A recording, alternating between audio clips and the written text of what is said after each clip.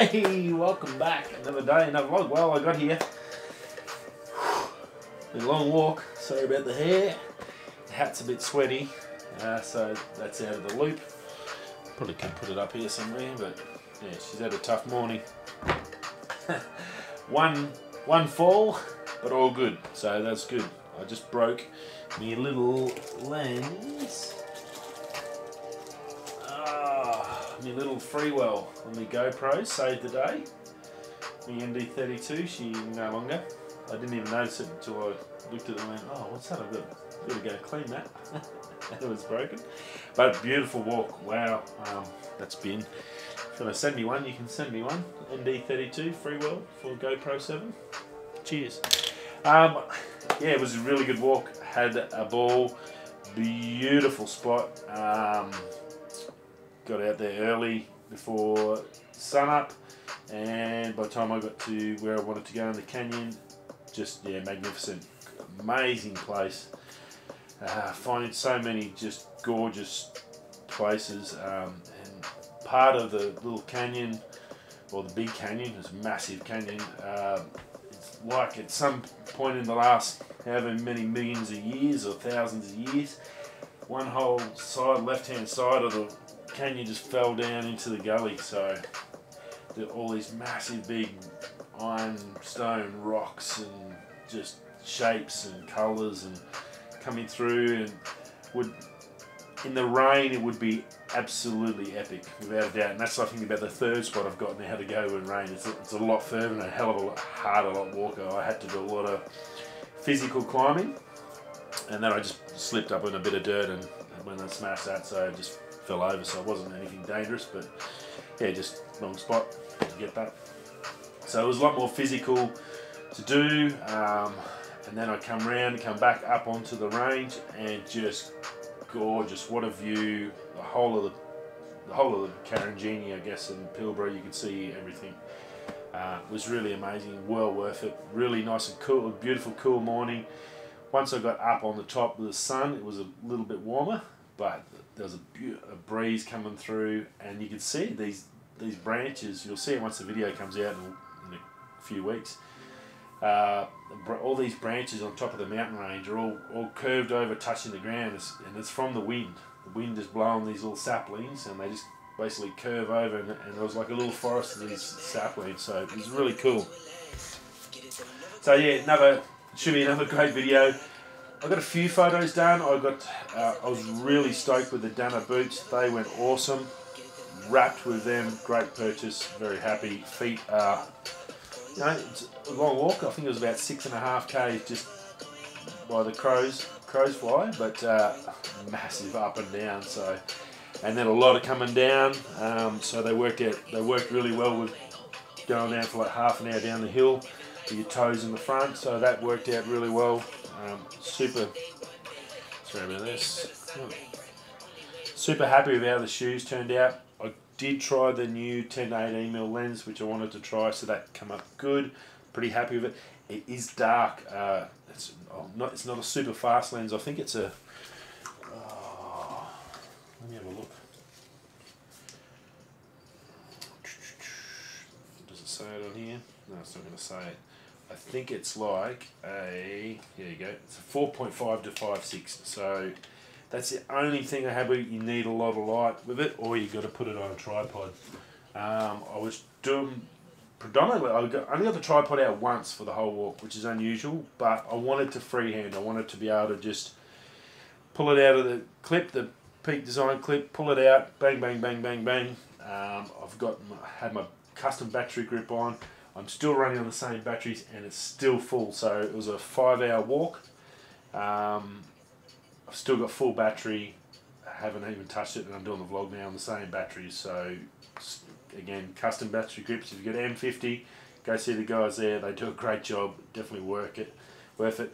And I've just put my three-legged thing L bracket on the bottom of the custom battery grips, and it's worked out well. So I can go vertical, whatever. So it's really good in that regards. So yeah, it was just a really good walk. Super stoked. The shoes went awesome. I got them on sale, I think, from Dana's site. So again, even better. I think they're like $130. and they're waterproof. I've gone through water in them now. I've gone through, like, you'll see the video, and when you see it, you'll see how rough it was, and the shoes perform faultlessly, and I'm glad I had them, because the work boots, my feet would be covered in blisters. So I've no doubt I got value for money with them. So, and they did cop a fair hiding. Yeah, but they've done really well. I'm pretty happy. So you can see a fair bit of abuse on them already after a second walk, but that's what they're for. So they did really well, and the lens did well. So it's not super fast, but super wide. I used it on a couple ones where I think the second one was this beautiful tree just arcing right on the edge of a cliff face, and then I had to get back. I couldn't get too close because my fear of heights, woeful. But I wanted to get close enough to try and get as much in, and then get this tree in. So it was probably a little bit more, probably about here to the camera away. I guess same as a tripod, probably a bit further away. And just sat down and got this arc of this tree, so it was really cool. And another one was a tree coming out of these rocks, but it was a really nice one.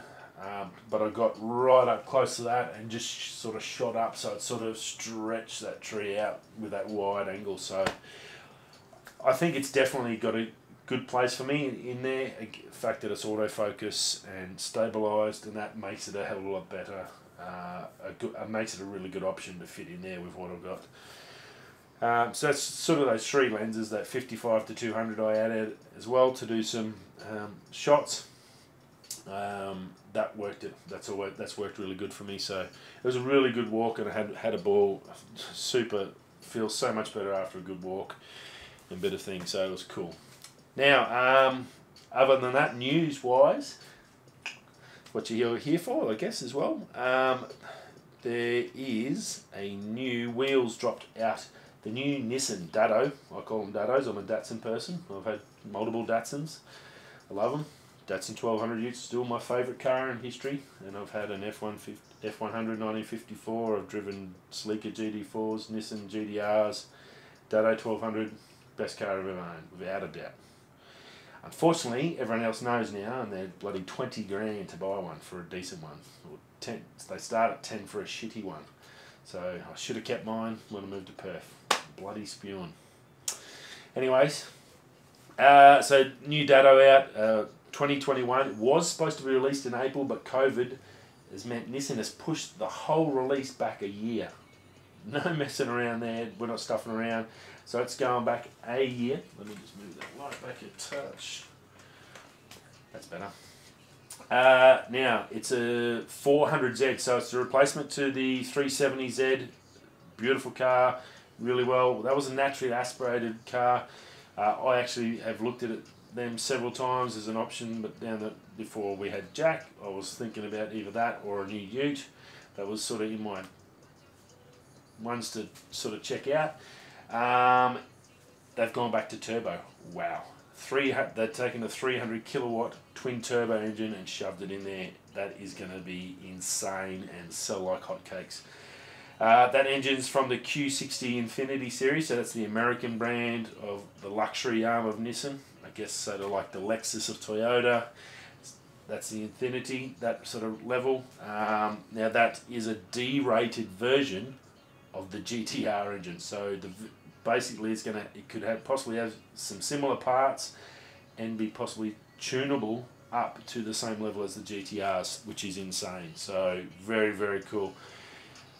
Now the Q60 Infinity did 5 seconds to 100.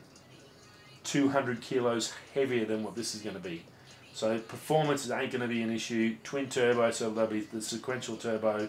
Same as the GTR, similar to the GTR, I'm assuming. That is an insane engine. I've driven the Black Series GTR on a raceway in Vegas, and just insane. I think in 800 metres I went from, 40 miles an hour to 120 miles an hour in 800 metres, and then had to turn. It's just insane. The fastest car I've ever driven, without a doubt. Faster than all the other cars at that track, including Ferraris and all that sort of stuff.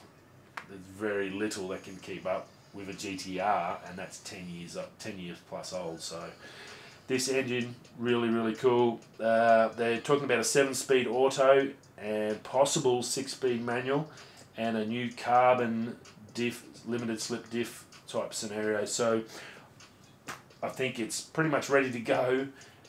They may bring it back earlier depending on what's happening, and there's some good things we're going to talk about later at the end of this with the good things that are happening that may see this change, but they're saying basically 12 months. So if you're a Datsun fan or a Nissan, whatever you call them, I'm a Datto, I always call it the original name, there's going to be a hot car coming in 2021, ready to rock, so look out for that one. Bill and Ted. Bill and Ted's Excellent Adventure movie came out when I was a wee nipper.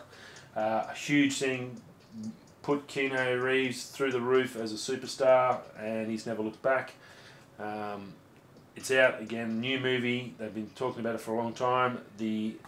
Go check out on YouTube. You can get the first drop for it, preview, and it's called Face the Music.